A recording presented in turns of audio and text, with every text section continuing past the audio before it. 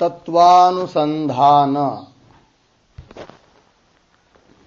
तत्वानुसंधान ग्रंथामध्ये पान नंबर 52 पेजवर खालून चौथी ओळ.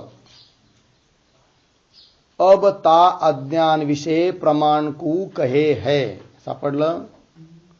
तर विषय चालू आहे की तत्पदाचा वाच्यार्थभूत जो माया उपहित चैतन्य, त्याच्यामध्ये उपाधी स्वरूप जी माया अर्थात अज्ञान, तिचं स्वरूप काय आहे, तिचं लक्षण काय आहे आणि तिच्याविषयी प्रमाण काय आहे, हा प्रश्न होता.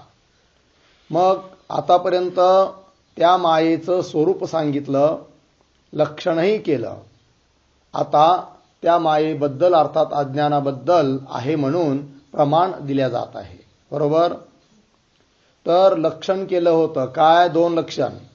सद्विलक्षणम अनादि ज्ञान निवर्त्यम अज्ञानम एक. दुसरं अनादि उपादानम ज्ञान निवर्त्यम अज्ञानम असं दुसरं. असे 2 लक्षण झाले. आता त्या अज्ञानाविषयी प्रमाण सांगतात. अब ता अज्ञान विषय प्रमाण को कहे है.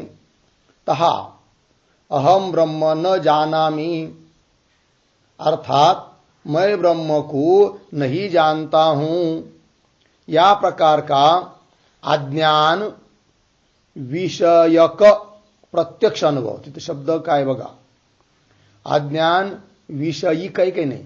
तर अज्ञान विषयक प्रत्यक्ष अनुभव सर्व प्राणियों को होवे है. याते ता अज्ञान विषय एक तो यह प्रत्यक्षही प्रमाण है. बघा, अज्ञानाच्या अस्तित्वाबद्दल अज्ञानाविषयक प्रमाण दिलं. पहिलं एक प्रमाण कोणतं? प्रत्यक्ष प्रमाण. काय आहे प्रत्यक्ष प्रमाण? तर प्रत्येक जीवाचा अनुभव काय की अहम ब्रह्म न जानामि, मी ब्रह्माला जाणत नाही म्हणजेच काय? अज्ञान.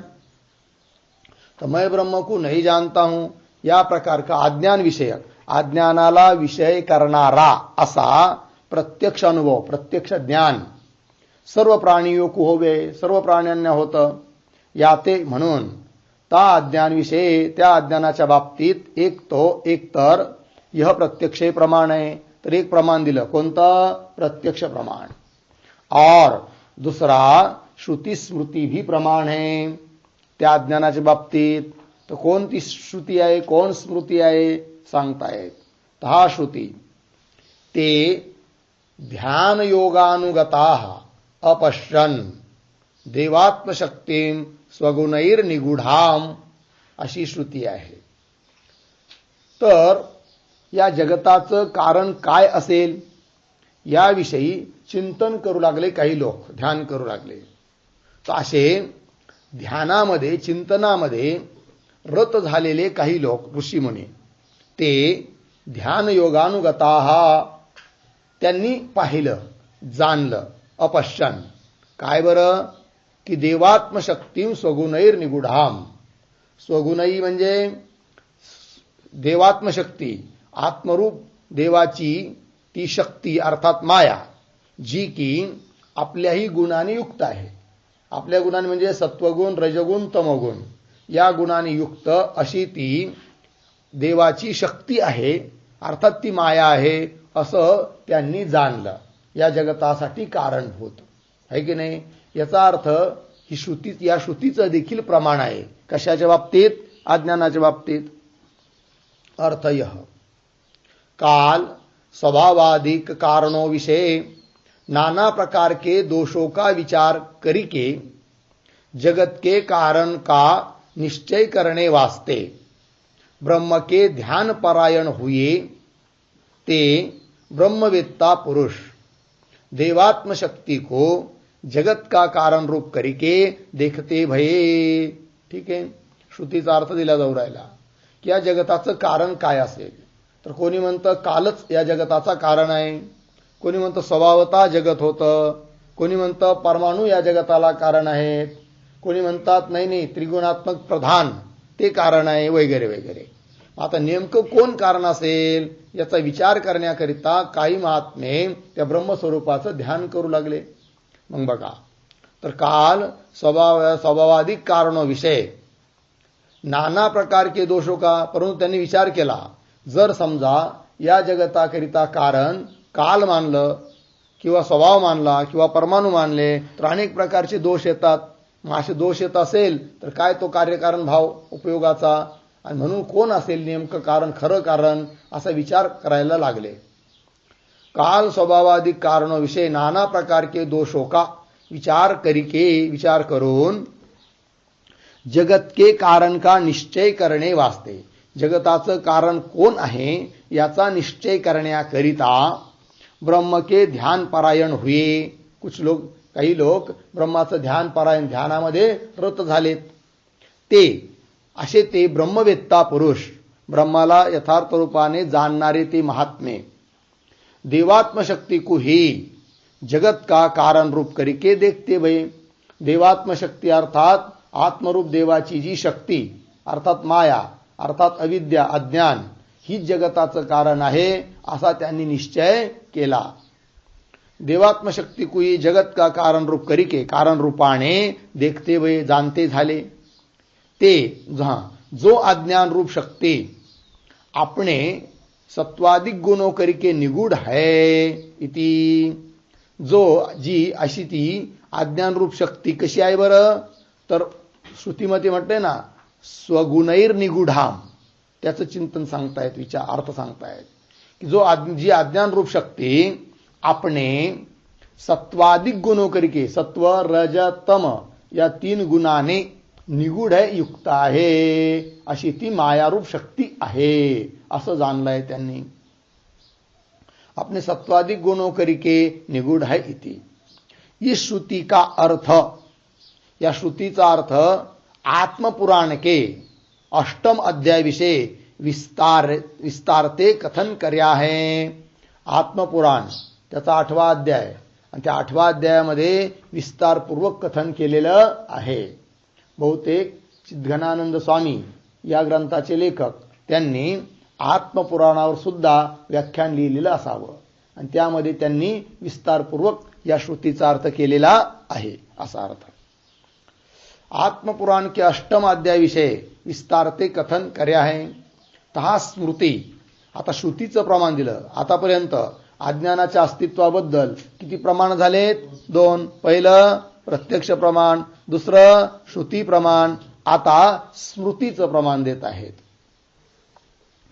अज्ञानेनावृतम ज्ञानम तेन मुह्यन्ति जंतवः, ज्ञानेन तु तदज्ञानम येषाम नाशितम आत्मनः.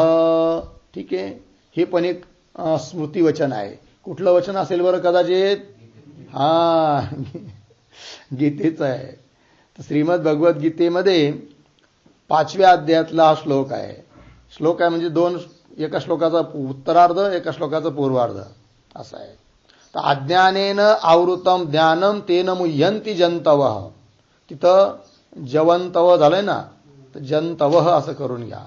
5वा अध्याय 15व्या श्लोकाचा हा भाग आहे. तर काय म्हटलं याच्यामध्ये की ज्ञानम अज्ञानेन आवृतम, ज्ञान जे आहे ते अज्ञानाने काय आहे? आवृत्त आहे. आणि तेन त्यामुळे, आवृत्त असल्यामुळे म्हणजे ब्रह्मस्वरूप ज्ञान, चैतन्य ब्रह्म तेच ज्ञान आहे. ते आवृत्त आहे अर्थ त्याचं ज्ञान नाही लोकांना, आहे की नाही? ब्रह्मरूपाला मी ब्रह्म आहे अशा रूपाने लोक जाणत नाही आपल्या स्वरूपाला, अर्थात त्या ब्रह्मस्वरूपाचं काय झालं? अज्ञान. आणि त्यामुळे म्हणजे म्हटलं ना ज्ञानम अज्ञानेन आवृत्तम, ब्रह्मस्वरूप ज्ञान अर्थात ब्रह्म अर्थात स्वस्वरूपाचं ज्ञान नाही तात्पर्य, तर ते ज्ञान अज्ञानाच्या द्वारे आवृत्त आहे. आणि तेन त्यामुळे स्वस्वरूपाचं ज्ञान नसल्यामुळे जंतवः मुह्यन्ति, जंतवः प्राणिनः मुह्यन्ति मोहाला प्राप्त होतात, संसाराला प्राप्त होतात. ठीक आहे, देहाधिकाविषयीच मीपणाचा अभिमान धारण करतात. आणि देहाधिकाविषयी मीपणाचा अभिमान धारण करणं हाच काय आहे? मोह आहे. आणि त्या निमित्ताने संसारच त्यांच्या पाठीमागे लागतो. कळला अर्थ? चला, हे एक झालं प्रमाण. आणि ज्ञानेन तू तत् अज्ञानम येषाम नाशितम आत्मन. याचा व्यान्वय कसा? येषाम तू तत् अज्ञानम, पहिल्या पंक्तीचा अन्वय लिहिला ना, पहिल्या पंक्तीत कसा? ज्ञानम अज्ञानेन आवृतम, ज्ञानम अज्ञानेन आवृतम तेन जंतवः मुह्यन्ति, तेन जंतवः मुह्यन्ति. हे झालं 15व्या श्लोकाचं उत्तरार्ध आहे गीतेतल्या. आणि आता पुढची ज्ञानेन तू इत्यादी पंक्ती आहे ना, पण 5व्या अध्यायात 16व्या श्लोकाचा पूर्वार्ध आणि मागचा श्लोक 5वा अध्याय 15व्या श्लोकाचं उत्तरार्ध. आता पहा पुढच्या पंक्तीचा अन्वय. तो येषाम तू तत् अज्ञानम,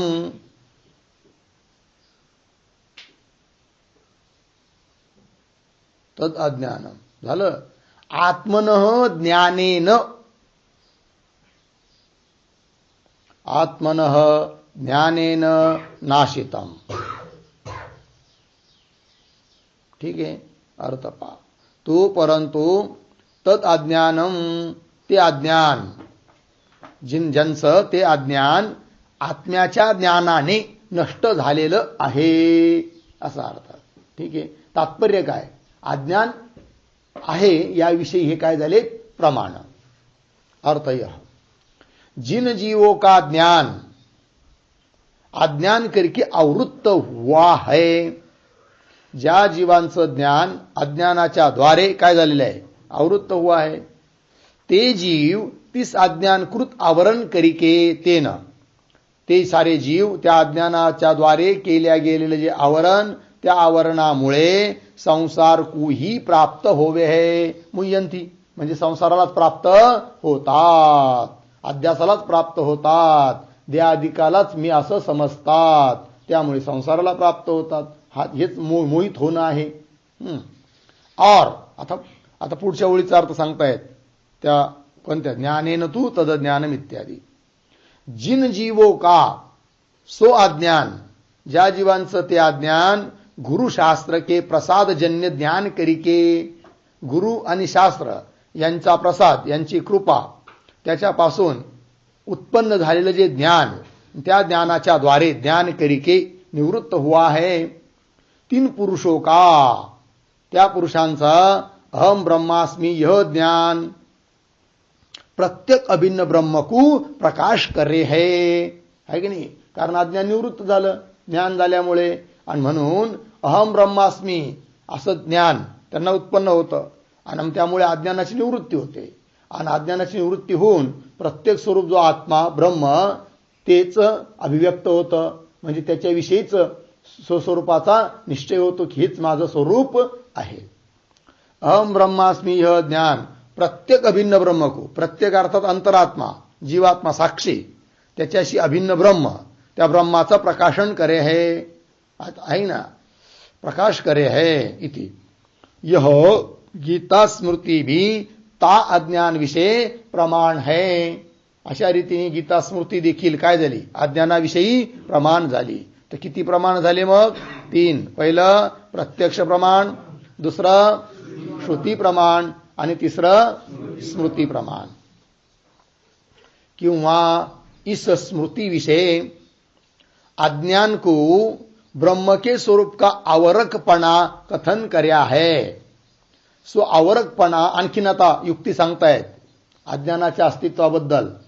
किंवा इस स्मृती विषय, आता गीतेचं प्रमाण म्हणून जी स्मृती दिली की नाही, तर इस स्मृती विषय म्हणजे या गीता वचनामध्ये अज्ञानाला काय सांगितलं की ब्रह्मस्वरूपाचं आवरक आहे असं सांगितलं. म्हटलंय की नाही, ज्ञानम अज्ञानेन आवृत्तम, ज्ञान म्हणजे ब्रह्म, आणि त्या ब्रह्माचं आवरण कोणी केलं आहे? अज्ञानाने. बरोबर. आणि पहा आता पुढे, इस स्मृति विषय अज्ञान को ब्रह्म के स्वरूप का आवरकपणा कथन कर्या. बरोबर. स्व आवरकपणा भाव पदार्थ विषय होवे है, अभाव पदार्थ विषय होता नहीं. आणि आवरण करण्याचं काम भाव पदार्थच करू शकतो. झाकायचं काम अभाव पदार्थ करू शकत नाही. बरोबर आहे की नाही? समजा आता व्यवहारात सुद्धा एखादी वस्तू आहे आणि तिला आवरण करायचं आहे, झाकायचं आहे, तर झाकणार तुम्ही कशाने? काहीतरी कपडा असेल, काहीतरी पात्र असेल, म्हणजे भाव पदार्थ असेल, त्यानेच आवरण होऊ शकतं. एखादा म्हटला नाही नाही झाकून ठेवलाय मी दूध, म्हणजे कशाने? कपड्याच्या अभावाने किंवा पात्राच्या अभावाने झाकून ठेवलाय, तर झाकण होईल का? ते होणार नाही. अभाव हा कोणाला आच्छादन करू शकत नाही. आच्छादन तीच वस्तू करते की जी भावरूप आहे. याच्यावरून देखील ठरतं काय? की अज्ञान भावरूप आहे. म्हणजे अज्ञानाच्या भावरूपतेची सिद्धी. अज्ञान हे अभावरूप नाही आहे. बरेच काही दार्शनिक लोक अज्ञानाला काय म्हणतात? अभावरूप मानतात. ज्ञानाचा अभाव म्हणजे अज्ञान असं समजतात. परंतु ज्ञानाचा अभाव अज्ञान म्हणजे अज्ञानाला जर अभावरूप मानलं तर खूप अडचणी येतात. म्हणजे काय? की अभाव हा कुणालाही उपादान कारण नसतो आणि जगतासाठी उपादान कारण तर अज्ञान मानलेलं आहे. जर अभावरूप अज्ञान म्हटलं तर ते जगताचं उपादान कारण होऊ शकणार नाही. म्हणून अज्ञान हे अभावरूप नाहीये वेदांत मतामध्ये, तर कसं आहे मग? भावरूप आहे. सो आवरकपणा भाव पदार्थ विषयी होवे है. अभाव पदार्थ विषय होता नाही. अभाव पदार्थ आवरण करू शकत नाही. याते म्हणून ज्ञान के अभाव को अज्ञान रूप मानणे हरे. असे कोण लोक आहे बरं की जे ज्ञानाच्या अभावालाच म्हणतात काय? अज्ञान. तर असे म्हणणारे आहेत नैयायिकाधिक लोक, म्हणून त्यांचं म्हणणं खंडनीय आहे असा अर्थ. याते ज्ञान के अभाव को अज्ञान रूप मानणे हरे. ज्ञानाचा अभाव म्हणजेच अज्ञान आहे असे मानणारे नैयायिकोने भी, नैयायिकांनी देखील स्मृति वचन के विरोधते ता अज्ञान को भावरूप ही मान्या चाहिए. त्यांनी सुद्धा, नैयायिकांनी सुद्धा अज्ञानाला अभावरूप न मानता भावरूपच मानलं पाहिजे. जर त्यांनी भावरूप नाही मानलं तर काय अडचण येईल? की ह्या स्मृती वचनाला विरोध येईल, आहे की नाही? त्यांना ती अडचण येत नाही. कोणती? की अभाव जर मानला तर ती जगताचं उपादान कारण कसं ठरेल, ही अडचण त्यांना नाही आहे. कोणाला? नैयायिकांना. का बरं नैयायिकांना ही अडचण का येत नाही? नाही, शाबास. तर नैयायिकाच्या मतामध्ये अज्ञान हे जगाचं उपादान कारणच नाही आहे. तर त्यांच्या मतामध्ये जगताचं उपादान कारण कोण आहे? परमाणू आहे, म्हणून त्यांना ती अडचण येत नाही. पण वेदांत मतामध्ये जगताचं उपादान कारण कोण आहे? अज्ञान आहे, माया आहे. म्हणून वेदांत मतात भावरूपच आहे, परंतु ते लोक मात्र अभावरूप मानतात. परंतु त्यांनी अभावरूप मानलं तर या स्मृती वचनाला काय येतो? विरोध येतो. म्हणून त्यांनी सुद्धा अज्ञानाला अभावरूप न मानता काय मानावं? भावरूप मानावं असा अर्थ. या ते ज्ञान के अभाव को अज्ञान रूप मानने हरे नैयायिकों ने भी स्मृति वचन के विरोधते ता अज्ञान को भावरूप ही मानना चाहिए. लागलं? याते सो गीता वचन ता अज्ञान की भावरूपता विषयी भी प्रमाण आहे. हे जी गीतेचं वचन आहे की नाही, ही दोन्ही काम करू राहिलं. दोन्ही म्हणजे एक अज्ञानाविषयी प्रमाण म्हणून झालं, आणि दुसरं की अज्ञान हे भावरूप आहे याविषयी देखील प्रमाण झालं. कोण? गीतेचं वचन. याते सो गीता वचनता अज्ञान की भावरूपता विषय भी प्रमाण है. ठीक. और इस उक्त गीता वचन विषय ज्ञान करके अज्ञान का नाश कथन कर्या है ता करिके त्रिगुणात. आता आणखीन पहा. आता सांख्य लोकांनी जे प्रधान मानलेलं आहे त्याचं खंडन करायचं या गीतेच्या वचनाच्या आधारानेच. कसं काय? और इस गीता वचन विषय, या गीतेच्या वचनामध्ये काय सांगितलं की ज्ञान करिके म्हणजे ज्ञानाने अज्ञान का नाश कथन करे आहे. म्हटलंय की नाही? ज्ञानेन तू तद अज्ञानम येशाम तू तद अज्ञानम आत्मन ज्ञानेन नाशितम. आत्म्याच्या ज्ञानाने अज्ञान काय झालंय? नष्ट, असं म्हटलेलं आहे गीतेच्या वचनामध्ये. इस उक्त गीता वचन विषय ज्ञान करके अज्ञान का नाश कथन करे आहे. ता करिके त्यामुळे सांख्य लोक जे म्हणतात ना ते त्या सांख्यांचं म्हणणं बरोबर नाही. कसं काय काय म्हणणं आहे सांख्यांचं ते एकदा देत आहे तिथं. ता करिके त्यामुळे त्रिगुणात्मक सांख्यांनी जे प्रधान मांडलेलं आहे कारण ते कसं मांडलं आहे त्रिगुणात्मक 3 गुणांनी युक्त. पुन्हा अचेतन मांडलं आहे त्याला प्रधानाला. पुन्हा अचेतन म्हणून स्वतंत्र मांडलेलं आहे की नाही. पुन्हा पारमार्थिक परिणामी मांडलेला आहे त्यांनी म्हणजे खरोखरच त्याचा काय होतो परिणाम होतो असं म्हटलं आहे. पुन्हा नित्य अनित्य म्हटलेलं नाही त्यांनी प्रधानाला. कसं म्हटलेलं आहे नित्य. त्यांच्या मतामध्ये संसार हा सत्यच आहे मिथ्या किंवा अनित्य नाही आहे. पारमार्थिक परिणामी नित्य ऐसा जो प्रधान है नित्य असं मानलेलं आहे कुणाला प्रधानाला सांख्यांनी. नित्य ऐसा जो प्रधान है सोई ही अज्ञान है तेच त्यांच्या मतामध्ये अज्ञान आहे. य सांख्यो का अज्ञान म्हणजे प्रधान आहे. य सांख्यो का मत भी खंडन हुआ जानना या सांख्यांचं मत देखील खंडन झालं.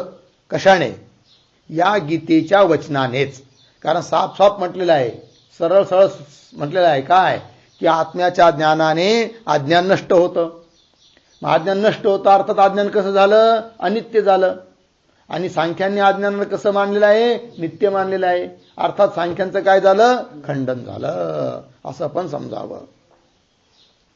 तर हा लोकविषय आता आणखीन खंडन करतायत त्या सांख्यांचं. तर हा लोकविषय अचेतन रथादिकों की चेतन के अधीन हो प्रवृत्ति देखने विषय आवे है. ठीक आहे ना.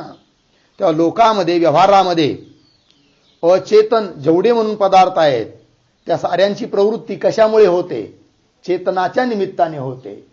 अचेतन पदार्थाची स्वतः प्रवृत्ती होताना दिसत नाही व्यवहारात. त्याला चेतन काय असावा लागतो प्रेरक. गाडी आणली आहे की नाही आणि उभी करून ठेवली तर ती आता असं म्हणेल का 1 महिना झाला मी उभीच आहे आता माझी बॅटरी पण उतरायला लागली जरा मी फिरून येते म्हणजे माझी बॅटरी पण चांगली होऊन जाईल आहे की नाही असं म्हणते का गाडी किंवा करू शकते का जाऊ शकते का जाऊ शकत नाही. का बरं गाडी चेतन आहे का अचेतन आहे अचेतन आहे. आणि अचेतन पदार्थ स्वतंत्र प्रवृत्त होऊ शकतात का नाही. त्यांना प्रेरक कोण असावा लागतो चेतन. आता सांख्यांनी प्रधानाला कसं म्हटलं आहे अचेतन आणि अचेतन मानून कसं मानलंय त्यांनी स्वतंत्र मानलंय. वाटेल तेव्हा ती काय करते जगताला उत्पन्न करते म्हणून ते त्यांचं म्हणणं बरोबर नाही. ता लोक विषय अचेतन रथादिको की अचेतन जड अचेतन म्हणजे जड असे जे रथाधिक चेतन के अधीन हो प्रवृत्ती देखने विषय आवे है. चेतनाच्या अधीन होऊनच त्यांची काय होते प्रवृत्ती होते देखणे विषय आवे आहे. स्वतंत्र प्रवृत्ती होती नाही. अचेतन रथाधिकाची स्वतंत्र प्रवृत्ती होत नाही. याते म्हणून ता प्रधान को अचेतन मानी के पुन्हा स्वतंत्र मानना यह भी अत्यंत विरुद्ध है. त्या सांख्यांचं म्हणणं अत्यंत विरुद्ध आहे. त्या प्रधानाला त्यांनी काय म्हणलंय अचेतन आणि अचेतन मानून पुन्हा काय मानलं स्वतंत्र मानलं. विरुद्ध गोष्ट झाली ही. अचेतन मानी के पुन्हा स्वतंत्र मानना यह भी अत्यंत विरुद्ध है. लागलं. और लोक विषय आता आणखीन खंडन करायचं. और लोक विषय परिणामी क्षीरादिको को सावयवता करिके अनित्यपणा ही देखणे विषय आवे है की नाही.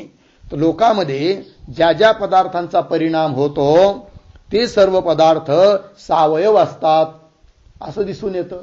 उदाहरण दूध आहे दुधाचं दही बनतं.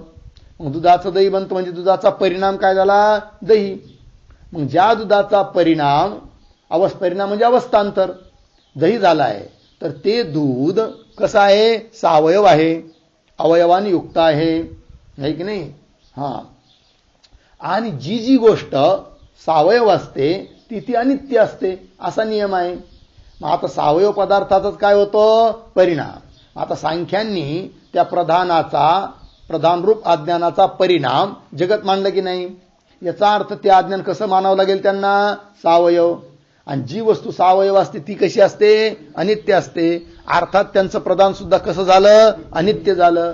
मग अनित्य सिद्ध होत आहे, परंतु ते आग्रहाने म्हणतात आमचं प्रदान कसं आहे? नित्य आहे. ते त्यांचं म्हणणं बरोबर नाही.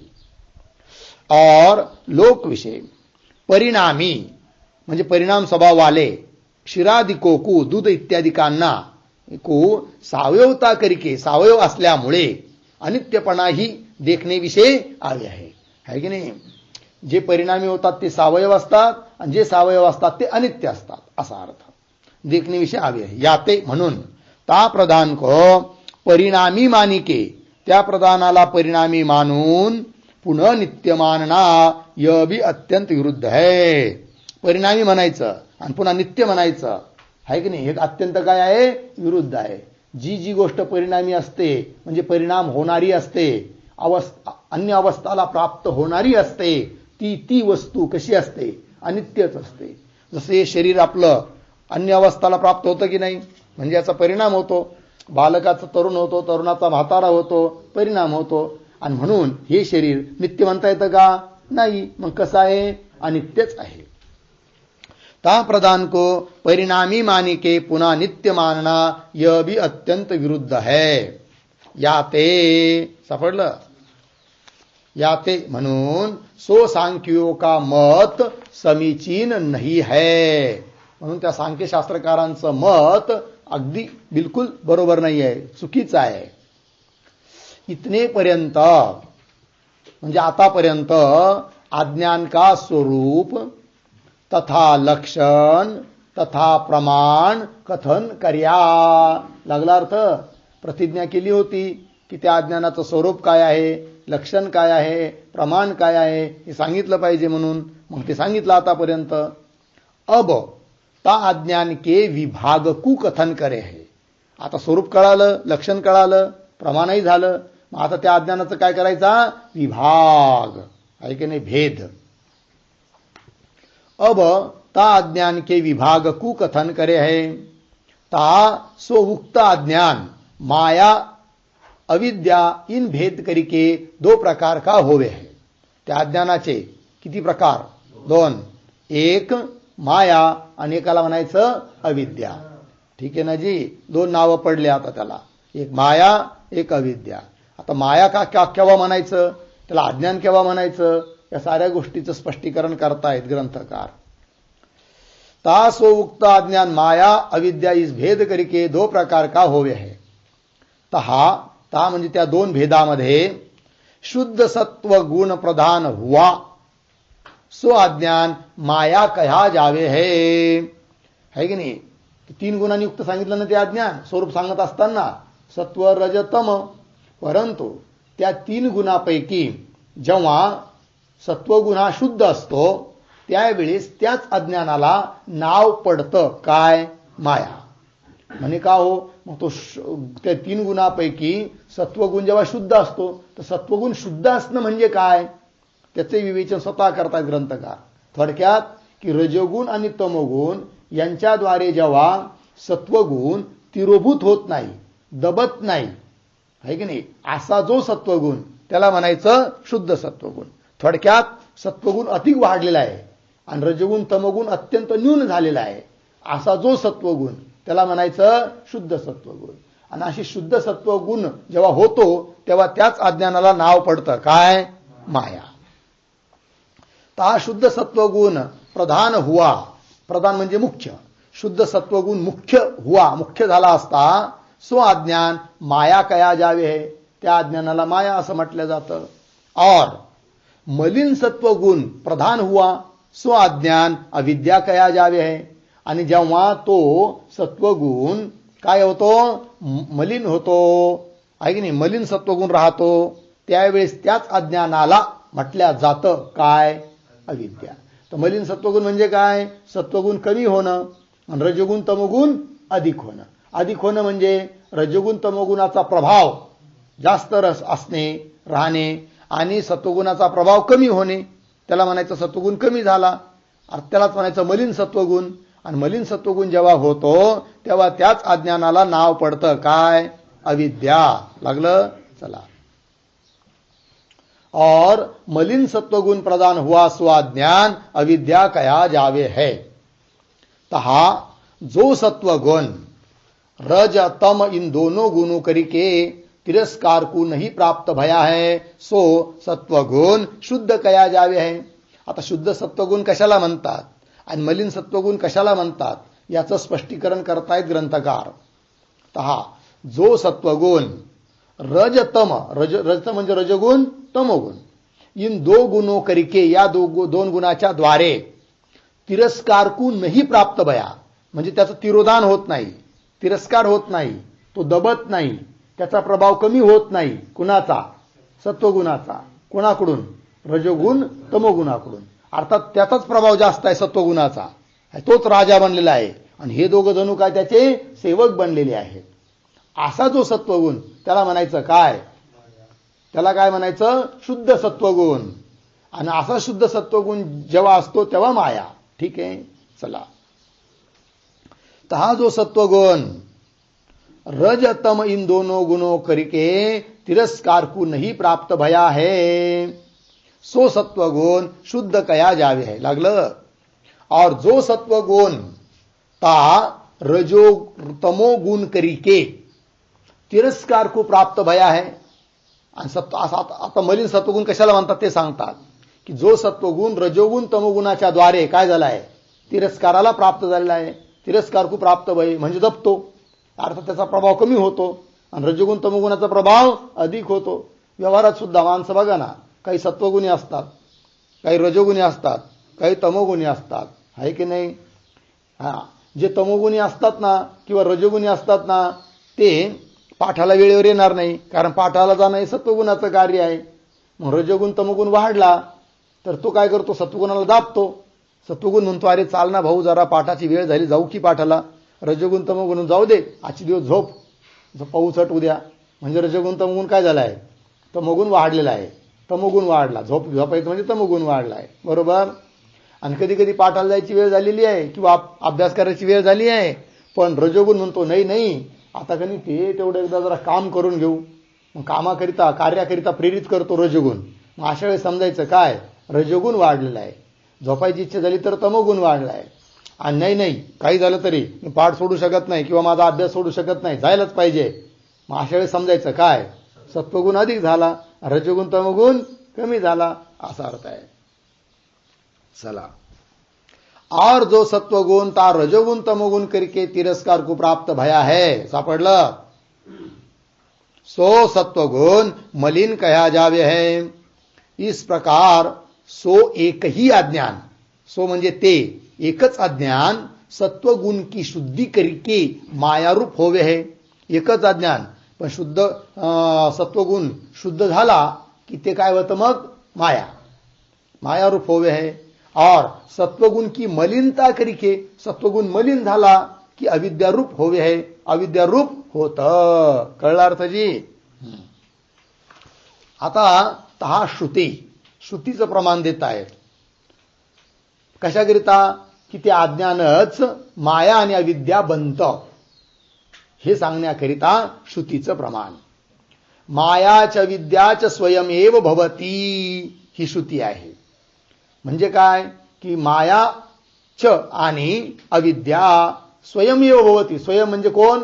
अज्ञान, ते स्वतःच बनतं माया आणि स्वतःच बनतं अविद्या, याकरिता प्रमाण दिलं आहे की नाही? शुद्ध सत्वगुण असेल तर माया, मलिन सत्वगुण असेल तर अविद्या। अर्थ यह सो मूल प्रकृती रूप अज्ञान, मूल प्रकृती स्वरूप, प्रकृती म्हणजे उपादान कारण, जगतासाठी मूल प्रकृती मूल उपादान कारण जे अज्ञान आहे, आपही म्हणजे स्वतः मायारूप तथा अविद्यारूप होवे है। स्वतःच मायारूप होतं आणि अविद्यारूप होवे है इति। और माया अविद्या इन दोनों उपाधियों करके सो एक ही चैतन्य जीव ईश्वर इस भेद करके दो प्रकार का होवे है। लागलं? आता दोन उपाध्या झाल्या, मग माया आणि अविद्या। तर माया उपाधी लागली तर त्या चैतन्याला, चैतन्य एकच आहे, चैतन्यात भेद नाही, पण माया उपाधी लागली की त्या चैतन्याला नाव येतं काय? ईश्वर। आणि अविद्या उपाधी लागली की त्या चैतन्याला नाव येतं काय? जीव। और माया अविद्या इन दोनों उपाधियों करिके म्हणजे दोन उपाधियाच्या द्वारे सो एकही चैतन्य, एकच ब्रह्मरूप चैतन्य, पण जीव ईश्वर इस भेद करिके, या भेदाने दो प्रकार का हो है, दोन प्रकार तो होतं. उपाधिकृत भेद आहे, वास्तव भेद नाही आहे. दो प्रकार का हो है. ता माया विषय प्रतिबिंबित चैतन्य तो ईश्वर कया जावे आहे. आता ईश्वराचं काय स्वरूप, कसा ईश्वर, तर त्या मायेमध्ये चैतन्याचं, ब्रह्मचैतन्याचं प्रतिबिंब पडलं तर काय झाला मग तो ईश्वर.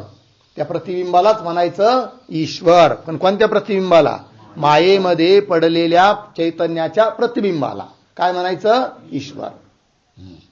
ता मायाविषयी म्हणजे मायेमध्ये प्रतिबिंबित चैतन्य तो ईश्वर कया जावे है. और अविद्या विषय प्रतिबिंबित चैतन्य जीव कया जावे है.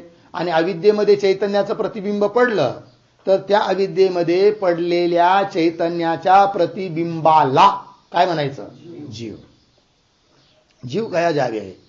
हा श्रुती म्हणे का हो अशा प्रतिबिंबाला जीव म्हणायचं कशावरून? प्रमाण काय? तर श्रुतीचं प्रमाण देत आहे. बघा प्रत्येक ठिकाणी प्रमाणानेच बोलतात ग्रंथकार, आहे की नाही. आणि इतकं सविस्तर सुंदर निरूपण तुम्हाला एवढं कुठे भेटणार नाही. शुद्ध सत्वगुण म्हणजे काय, मलिन सत्वगुण म्हणजे काय, वगैरे वगैरे, अज्ञानाविषयी, मायेविषयी, मायेचं स्वरूप काय, लक्षण काय, प्रमाण काय, किती एक एक बात व्यवस्थित सांगितली जाऊ राहिली. ठीक, चला.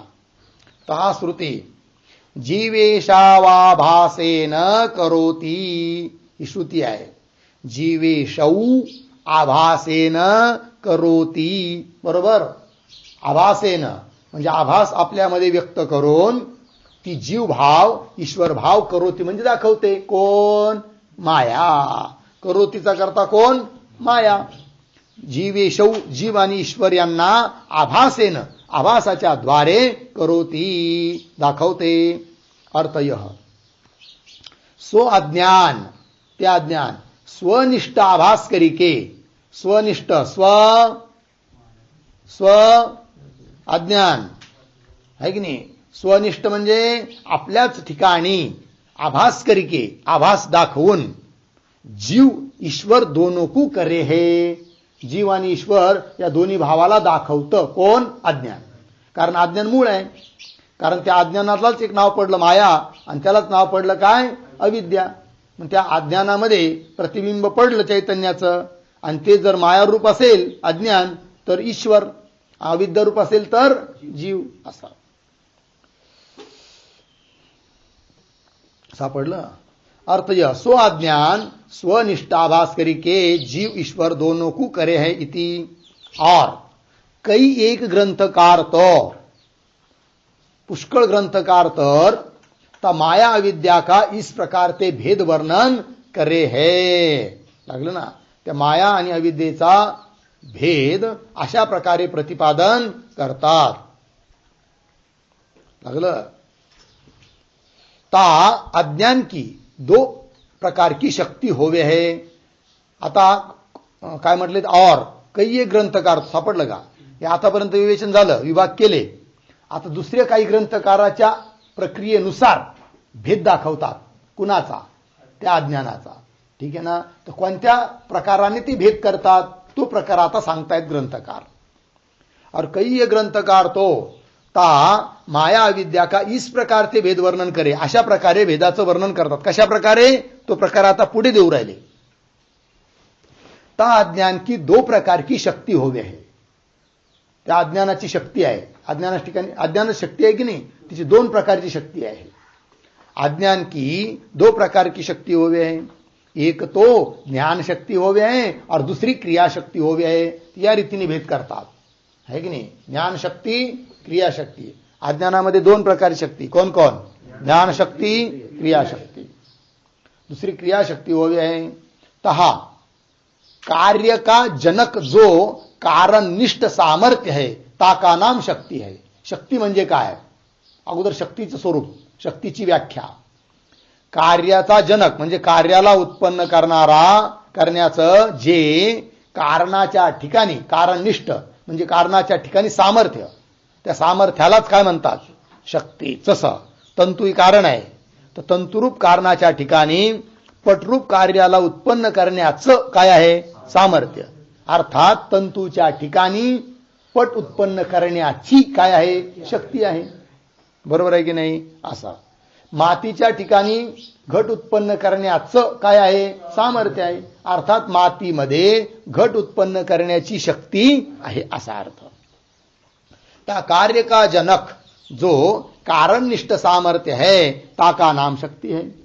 ताके विषय भी ज्ञान की जनक जो शक्ती है सो ज्ञान शक्ती कही जावे है. आता दोन शक्ती सांगितली ना, ज्ञान शक्ती, क्रियाशक्ती. आता शक्ती अगोदर शक्ती म्हणजे काय हे सांगितलं. मग आता त्याच्यात दोन शक्ती, ज्ञानशक्ती, क्रियाशक्ती.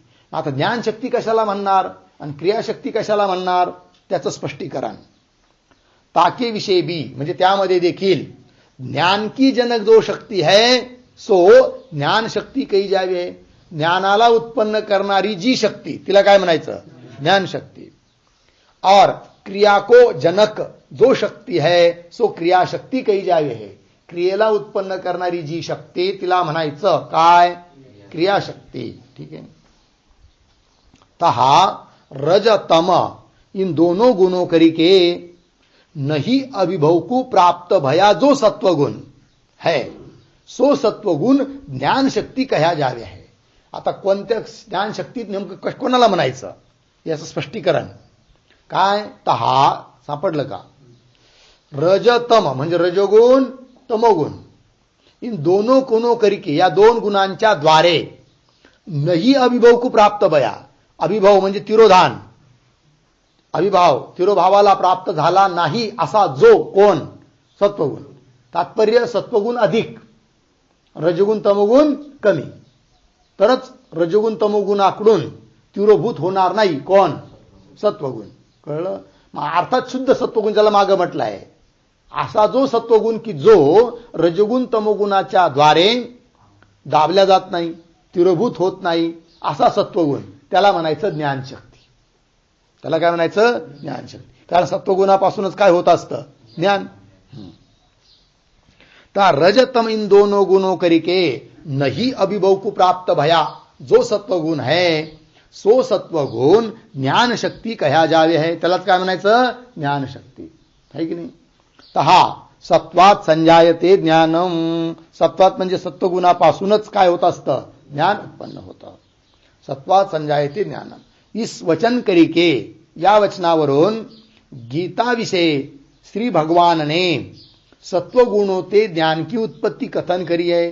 इस वचन करिके म्हणजे या वचनाच्या द्वारे गीतेमध्ये भगवान श्रीकृष्णांनी सत्वगुण ते सत्वगुणापासून ज्ञानाची उत्पत्ती कथन केलेली आहे. ज्ञानाची उत्पत्ती होते असं सांगितलेलं आहे. याते म्हणून ता सत्वगुण को ज्ञान शक्ति रूप ता विषय सो गीता का वचन ही प्रमाण है की नाही? ता सत्वगुण को म्हणजे त्या सत्वगुणालाच ज्ञानशक्ती म्हणावं याकरिता प्रमाण काय ठरलं? गीतेचं वचन. गीतेच्या वचनावरून काय निश्चित झालं की सत्वगुण हाच काय आहे? ज्ञानशक्ती आहे. याते त्या सत्वगुण को ज्ञान शक्ति रूपता विषय म्हणजे ज्ञान शक्ति रूपता विषय सो गीता का वचन ही प्रमाण लागलं. और सत्वगुण करिके नहीं अभिभव को प्राप्त भये जे रजतम ये दो गुण है ते दो गुण क्रियाशक्ती कहे जावे है. क्रियाशक्ती कशाला म्हणायचं आहे की नाही? काय? सत्वगुणाच्या द्वारे जे तिरोभूत होत नाही कोण? रजोगुण तमोगुण. दाबल्या जात नाही. अर्थात त्या दोघांचाच प्रभाव जास्त आहे. कुणाचा? रजोगुणाचा आणि तमोगुणाचा. आणि सत्वगुण अत्यंत न्यून आहे. असे जे रजोगुण तमोगुण त्यांना म्हणायचं क्रियाशक्ती. ठीक आहे की नाही? काय म्हणायचं? क्रियाशक्ती. काही लोकांमध्ये क्रियाशक्ती अधिक असते, काही लोकांमध्ये ज्ञानशक्ती अधिक असते. बरोबर आहे की नाही? हा.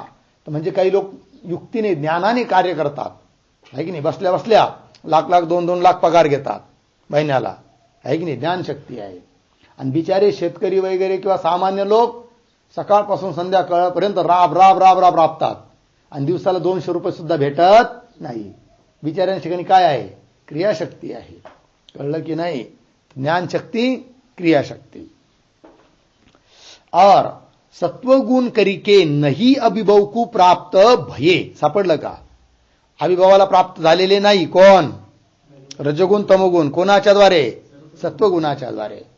सत्वगुण करिके नहीं अभिभव को प्राप्त भये, जे रजतम ये दो गुण है ते दोनों गुण क्रियाशक्ती कहे जावे है. त्यांना काय म्हणायचं? क्रियाशक्ती. सो क्रियाशक्ती भी दो प्रकार की होवे है. ती क्रियाशक्ती देखील किती आहे? दोन प्रकारची. अगोदर अज्ञानाचे भेद केले दोन प्रकारे, की त्या अज्ञानामध्ये दोन शक्ती आहे, ज्ञानशक्ती, क्रियाशक्ती. आता प्रत्येकाचं व्याख्यान पण झालं स्पष्ट, की ज्ञानशक्ती म्हणजे काय, क्रियाशक्ती म्हणजे काय, सारं व्यवस्थित झालं आहे की नाही. आता त्या क्रियाशक्तीचे पुन्हा दोन प्रकार. सो क्रियाशक्ती भी दो प्रकार की होवे है. लागलं? एक तो आवरण शक्ती होवे है और दूसरी विक्षेप शक्ती होवे है. बरोबर? ही आवरण शक्ती आणि विक्षेप शक्ती कुणाचे भेद? क्रियाशक्तीचे भेद. एक तो आवरण शक्ती होवे है, दूसरी विक्षेप शक्ती होवे है. तहा आवरण की जनक शक्ती को आवरण शक्ती काय आहे की नाही? आवरणाला उत्पन्न करणारी जी शक्ती तिला काय म्हणायचं? आवरण शक्ती. और विक्षेप की जनक शक्ती को विक्षेप शक्ती काय आहे? विक्षेपाला उत्पन्न करणारी जी शक्ती तिला म्हणायचं काय? विक्षेप शक्ती कहे आहे. कसं काय बरं? आणखी स्पष्टीकरण करतात. तहा सत्व रज इन दोनों गुणों करिके नहीं अभिभव को प्राप्त भया जो तमोगुण है. सापडलं का? काय काय? सत्वगुण आणि रजोगुण. आता वेगवेगळं सांगतात तिघाचा प्रभाव. कधी सत्वगुणाचा प्रभाव असतो, कधी रजोगुणाचा प्रभाव असतो, कधी तमोगुणाचा प्रभाव असतो. समजा आता कधी कधी तमोगुणाचा प्रभाव जादा आहे, अर्थात तो तमोगुण सत्वगुण आणि रजोगुणाच्या द्वारे अभिभव होत नाही, दबत नाही, तिरोभावाला प्राप्त होत नाही, कारण त्याचा प्रभाव जास्त आहे. तहा सत्व रज इन दो गुणों करिके नहीं अभिभव को प्राप्त भया, अभिभवाला तिरोभावाला प्राप्त होत नाही, दबत नाही. प्राप्त भया जो तमोगुण है सो तमोगुण आवरण शक्ती कया जा रहे. बघा किती स्पष्ट केलं आहे. आवरण शक्ती कशाला म्हणायचं? तमोगुणाचा अत्यधिक प्रभाव असेल, रजोगुण तमोगुण बिचारी छुटमुट असतील त्याच्या पुढं, तर अशा त्या तमोगुणांना म्हणायचं काय? आवरण शक्ती. कळलं की नाही? ज्यांच्या ठिकाणी तमोगुण खूप जादा असतो त्यांना लवकर कळत नाही कोणती गोष्ट सांगितली तरी, आहे की नाही? त्याला काय म्हणायचं? तमोगुणाचा प्रभाव आहे, आवरण आहे ना, आवरण करतो ना तो बिचारा. कळलं? हा, आवरण शक्ती कया जावे है. यह वार्ता भगवान भाष्यकारणे भी कही आहे. ही गोष्ट आम्ही आमच्या मनाने सांगतो असं नाही. भगवान भाष्यकार म्हणजेच आद्य जगद्गुरु शंकराचार्यजी महाराज त्यांनी पण सांगितलेली आहे म्हणे. म्हणे कुठं सांगितले आहे सांगा बरं? सांगतायत म्हणजे आम्ही असं मोगम नाही बोलत, भाष्यकाराने सांगितलेलं आहे, चला पुढं. हा, काय तिथं वचन आहे, काय पंक्ती आहे, लगेच देतात ग्रंथकार. ता भाष्य वचन कृष्णम तमः आवरणात्मकत्वात्, है की नाही? असं ही भाष्याची पंक्ती आहे. तर कृष्णम तमः, जो कृष्ण आणि तमोगुण हा कृष्ण आहे, कृष्णच तमोगुण आहे. का बरं? आवरणात्मकत्वात, आवरण करणं हा त्याचा स्वभाव आहे. अर्थात तमोगुणाचा स्वभाव झाला काय? आवरण करणे. कळलं? चला. कृष्णम तम आवरणात्मकत्वात अर्थय. तर माग श्रुती दिली होती ना, ती आता पुन्हा देतात. आजाम एकाम लोहित शुक्ल कृष्णाम. इस मंत्र विषय स्थित जो कृष्ण शब्द आहे की नाही, ही श्रुती आहे. या श्रुतीचं व्याख्यान करताना ते भाष्याचं वचन आलं आहे, कृष्णम तम आवरणात्मकत्वात. तर आजाम एकाम लोहित शुक्ल कृष्णाम, बरोबर. इस मंत्र विषय, या मंत्रामध्ये स्थित जो कृष्ण शब्द आहे की नाही, कृष्ण शब्द आहे की नाही, त्या कृष्ण शब्दाने काय घ्यायचा? तमोगुण असं घ्यायचं आहे. आणि लोहित शब्दाने काय घ्यायचा? रजोगुण. आणि शुक्ल शब्दाने काय घ्यायचा? सत्वगुण. जो कृष्ण शब्द आहे सो तमोगुण काही वाचक है, तमोगुणाचा वाचक आहे. तमोगुण को आवरण रूप होणे ते. का बरं? हेतू दिलाय भाष्यकारांनी, तमोगुण हा आवरणात्मक आहे म्हणून. तमोगुण को आवरण रूप होणे ते इति. लागलं? इस वचन करिके श्री भाष्यकारों ने तमोगुण को आवरणपना इस उक्त श्रुति के व्याख्यान विषय कथन कर्या है. लागला अर्थ. इस वचन करके या वचनाच्या द्वारे श्री भाष्यकारांनी, श्री भाष्यकार म्हणजे शंकराचार्य महाराज घ्यायचे, नाही तर श्री भाष्य हे एक भाष्याचं नाव पण आहे. रामानुजाचार्यांचं भाष्य त्याला नाव होते श्री भाष्य असं नाव आहे, ते नाही घ्यायचं. श्री भाष्य म्हणजे शंकराचार्यजी महाराजांचं भाष्य. श्री भाष्यकारोने हे आदरार्थी स्त्री लावलाय त्यांनी, हा त्याचा अर्थ. ठीक आहे. भाष्यकारोने ता तमोगुण को, त्या तमोगुणाला आवरणपणा इस उक्त श्रुति के व्याख्यान विषय कथन करे आहे. लागलं. याते तीस तमोगुण विषय आवरण शक्तिरूपता संभव्य आहे. म्हणून त्या तमोगुणाच्या ठिकाणी काय आहे? आवरण शक्तिरूपता संभवते. यह आवरण शक्ती का स्वरूप काय हा, हे झालं आता आवरण शक्तीचं स्वरूप. ठीक आहे की नाही. अब ता आवरण शक्ती का लक्षण काय आहे. आता ते आवरण शक्तीचं स्वरूप झालं, आता आवरण शक्तीचं लक्षण. ठीक आहे. पहा काय आहे. नास्ति न प्रकाशते इति व्यवहार हेतु आवरण शक्ती, हे झालं आवरण शक्तीचं लक्षण. बरोबर. लक्षणासाठी वही केली का नाही. काय वैनाथांना चला लक्षण केलंय, आवरण शक्तीचं लक्षण. पहिला परिच्छेद संपला की वया चेक करणार आहे. लक्षणाचे वया कोणी किती लिहिलं, कसं लिहिलं बघावं लागेल ना. आणि प्रश्न तयार करतोय मी. खूप 100-200 प्रश्न होणार आहे पहिल्या परिच्छेदामध्ये, आणि त्याचे उत्तर द्यावे लागणार आहेत. प्रश्न लिहून देणार इथून, नंतर तुम्ही काय करा, त्याचे उत्तर लिहून आणायचे. ठीक आहे. भले पाहून का लिहून आणत नाही, पण लिहून आणायचे उत्तर. हा चला.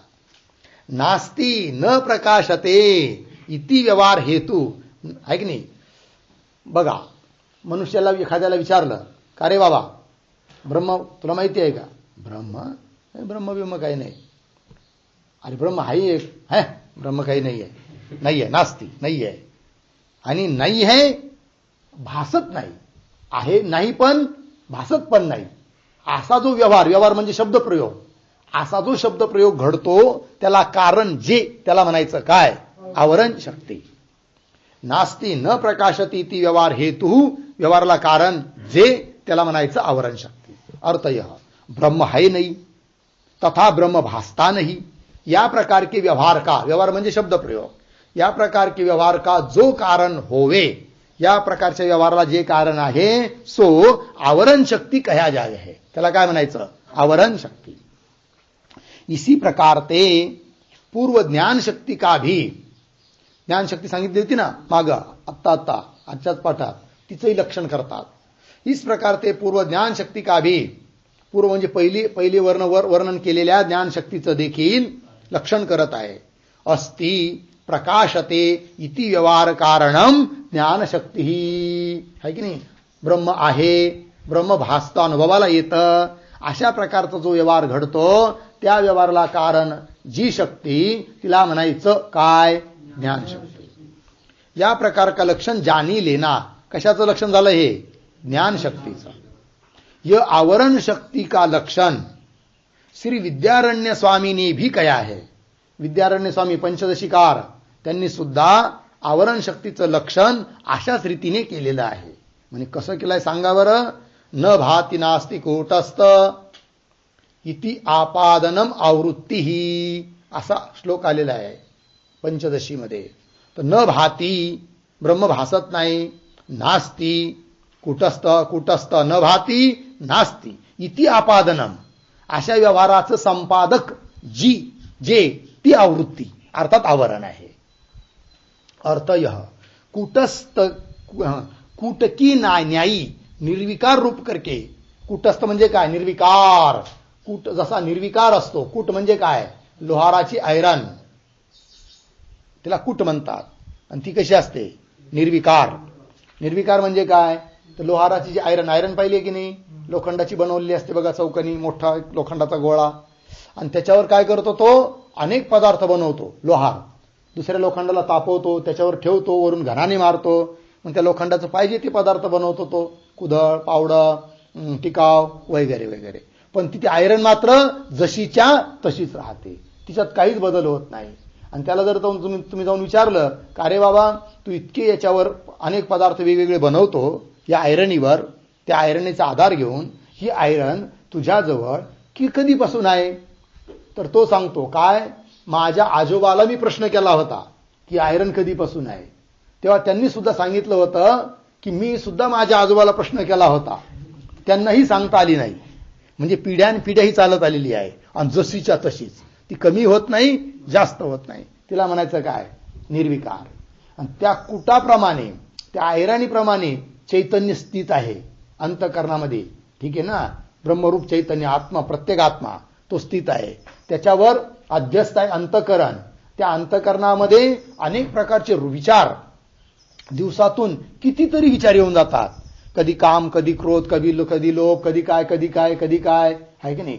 अनेक वस्तू तयार होतात, अंतःकरण अनेक आकार धारण करतं. तरी देखील त्या अंतःकरणाचं, अंतःकरण वृत्तींचं प्रकाशक चैतन्य ते मात्र जसाच्या तसंच आहे. म्हणून त्याला म्हणायचं ते कुटाप्रमाणे स्थित आहे, म्हणून त्याला नाव पडतं काय, कूटस्थ. ठीक. अर्थ यह कूट की नाही, निर्विकार रूप करके, निर्विकार रूपाने जो स्थित होवे, जे स्थित आहे ताका नाम कूटस्थ है. ऐसा परमात्मा देव है. असा कोण आहे, परमात्मा आहे. सो परमात्मा नाही आहे. म्हणजे विद्यारायण स्वामींचे वाक्य आहे की नाही, न भाती, त्याची लक्षण अर्थ सांगू राहिले. सो परमात्मा नाही आहे तथा भासता नाही आहे. कूटस्थ स्वरूप परमात्मा नाही आणि भासत नाही. या प्रकार के व्यवहार का जो कारण है, अशा प्रकारच्या व्यवहाराला, शब्द प्रयोगाला जे कारण आहे, सो आवरण शक्ती कहा जावे है. त्यालाच काय म्हणायचं, आवरण शक्ती. झालं जी. तर अज्ञानाच्या किती शक्ती आहेत, दोन. एक आवरण शक्ती आणि एक आहे विक्षेप शक्ती. म्हणजे मुख्य तो दोन आहे, ज्ञानशक्ती, क्रियाशक्ती. त्या क्रियाशक्तीचे दोन भेद. कोण कोण, आवरण शक्ती, विक्षेप शक्ती. त्यापैकी आवरण शक्तीचं विवेचन आतापर्यंत झालं. आता राहिली विक्षेप शक्ती. तर अब विक्षेप शक्ती का निरूपण करे है. आता विक्षेप शक्तीचं निरूपण करायचं आहे, पण त्याचा विचार आपण उद्या करू. ओम पूर्णमदः पूर्णमिदं पूर्णात् पूर्णमुदच्यते पूर्णस्य पूर्णमादाय पूर्णमेवावशिष्यते.